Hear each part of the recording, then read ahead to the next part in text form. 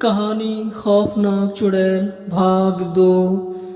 अब गाड़ी के ठीक सामने वह स्पष्ट नजर आ रहा था। वहां लाल साड़ी में एक औरत खड़ी थी। उसका चेहरा घुंघराले बालों से ढका हुआ था, जिसके कारण कुछ भी दिखाई नहीं दे रहा था। पर उसके हाथों से खून टपक रहा था, मानो किसी रक्त के प्याले में हाथ डुबोए हो। मौत सामने खड़ी थी। दोनों कुछ कर पाने की हालत में नहीं थे। तभी नितिन और सुरेश को टन टन की आवाज जोरदार सुनाई दी। नितिन, हमें जल्दी गाड़ी से निकलकर भागना होगा, शायद कहीं मदद मिल जाए। वहाँ शायद कोई मंदिर है। अगर एक बार हम उस मंदिर में पहुंच गए तो वो आत्मा हमें नहीं मार पाएगी।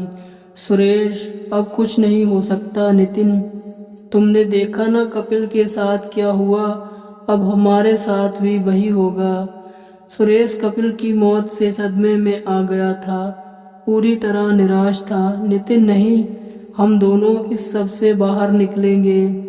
नितिन ने सुरेश का हाथ कसकर पकड़ लिया और दोनों गाड़ी से उतरकर भागने लगे। वह औरत अभी भी वहीं खड़ी थी। देखते ही देखते दोनों वहां से काफी दूर निकल गए।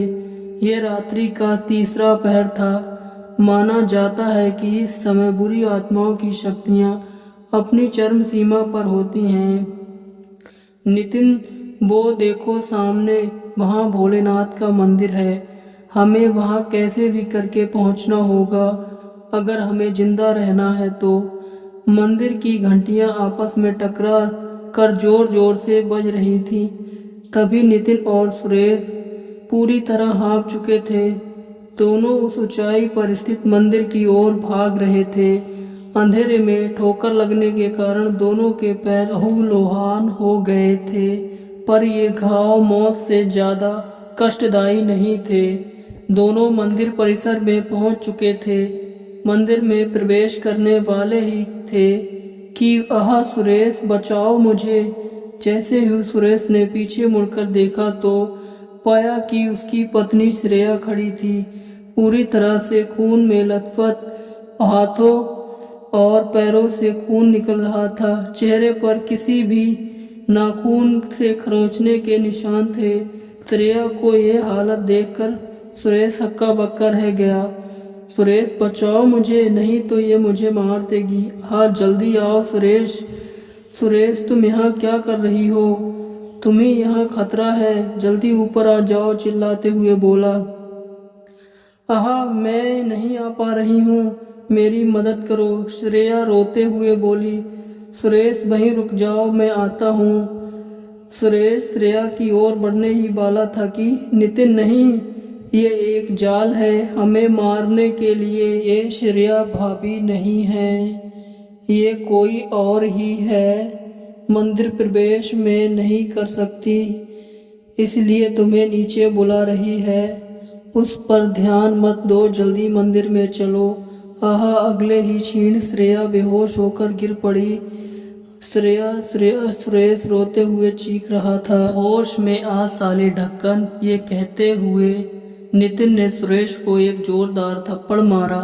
सुरेश ने जैसे ही फिर से पीछे मुड़कर देखा, अब वहां श्रेया की जगह कोई और ही था। वही लाल साड़ी वाली, वही औरत खड़ी थी। नितिन, देख उधर, क्या दिखाई दे रहा है तुझे?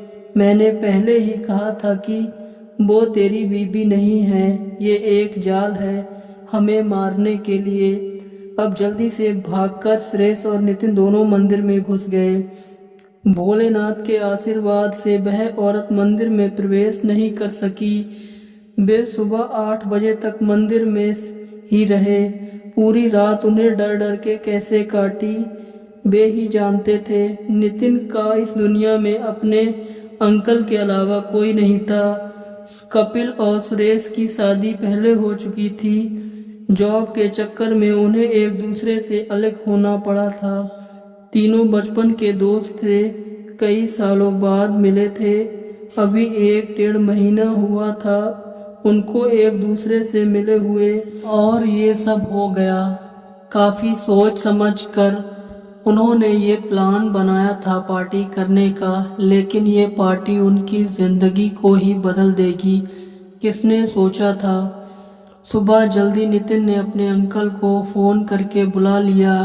फिर अंकल ने वहीं से उन्हें पिकअप कर लिया। दूसरे दिन सुबह 11 बजे नितिन सुरेश ने सारी रात अपनी बीवी अंकल को बताई। नितिन, आपको हमारी बातों पर यकीन नहीं हो रहा है ना? नहीं अंकल, ऐसी बात नहीं है। तुम दोनों पर जो बता रहे हो उस पर किसी का भी यकीन करना थोड़ा मुश्किल है। तुम लोगों ने कल रात बहुत शराब पी रखी थी, हो सकता है उसी का नतीजा हो। और जहाँ तक कपिल की बात है, पड़ा होगा कहीं पी के टल्ली होकर। सुरेश, अगर आपको यकीन ना हो तो चलिए फिर उस जंगल में। आपको नहीं पता कि कल रात हम पर क्या गुजरी थी। मैंने अपनी आंखों से मरते देखा है श्रेया को, लेकिन श्रेया तो 2-3 दिन से घर पर है। तो फिर क्या था वो? मैं पागल होता जा रहा हूँ। अंकल, ठीक है, चलो वहाँ। तुम दोनों को तसल्ली के लिए मैं चलता हूँ तुम्हारे साथ। नितिन उसके अंकल और सुरेश की गाड़ी में बैठकर वापस उस जंगल में गए, लेकिन इस बार नज़ारा कुछ और ही था। सब उस पेड़ के नज़दीक पहुंच गए जहां कपिल की लाश थी, लेकिन वहां पर कपिल की लाश नहीं थी, न ही गाड़ी के टायर के निशान थे। और वहां जंगल में एक शांत था, बाकी जंगलों की तरह। अंकल, देख लिया तुम दोनों ने? यहाँ तो कुछ भी नहीं है। तुम लोगों ने कहा था कि इस पेड़ से कपिल की लाश लटक रही थी, कहाँ है अब? सुरेश, ये कैसे मुमकिन? तुमने खुद देखा था ना, कल रात इसी जगह पर कपिल की बॉडी पड़ी थी। अंकल, कुछ भी तो नहीं है यहाँ पर। नितिन, पर अंकल हम सच बोल रहे हैं। अंकल, बस बहुत हो चुका ये नाटक। झूठ बोलने की भी हद होती है यार। ऐसा भद्दा मजाक कैसे कर सकते हो तुम लोग? सब पता है मुझे, कपिल ने शराब ज्यादा पी ली होगी। अब घर वालों को मालूम ना पड़े इसलिए सबने मिलकर ये गजब का प्लान बनाया है। कपिल को बोलना घर चला जाए, खामोखा परेशान हो रहे होंगे। मैं जा रहा हूँ घर। ये कहते हुए नितिन के अंकल गाड़ी में बैठकर चले गए। नीतीश और सुरेश अब वहाँ खड़े रह गए। सुरेश, कपिल के घर वालों को क्या जवाब देंगे यार? कोई हम पर यकीन नहीं कर रहा। पुलिस को सब सच सच बताएं क्या? नितिन, पुलिस को बताएंगे तो हम उल्टे फंस जाएंगे। कौन मानेगा कि एक आत्मा हमारे दोस्त को मार गई? नीतीश, वो औरत कौन थी और वो हमारे साथ ऐसा क्यों कर रही थी? क्यों मारा उसने कपिल को? क्या कपिल का उससे कोई लेना देना था? सुरेश, कपिल मारा गया, अब वो आत्मा हमें भी टारगेट करेगी। कल रात तो मंदिर में प्रवेश नहीं कर पाने के कारण वो आत्मा हमारा कुछ नहीं बिगाड़ पाई, पर वो अब हमें नहीं छोड़ेगी। सुरेश, कल रात तेरी ही वजह से मैं बच पाया यार, नहीं तो कपिल की तरह मैं भी। नीतीश, चुप कर, तू मेरा दोस्त है ना यार।